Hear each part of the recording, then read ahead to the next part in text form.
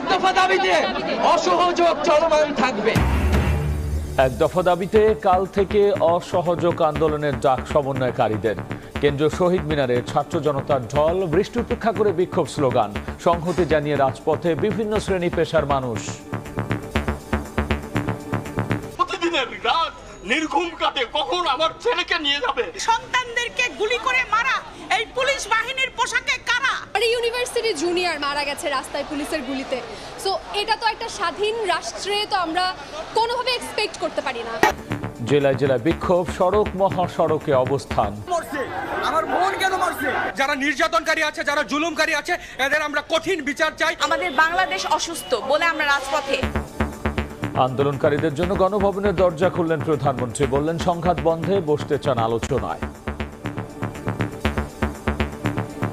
তাদের দাবি দেওয়া এ পর্যন্ত যা মেনে নিয়েছে, আরও কিছু আছে কিনা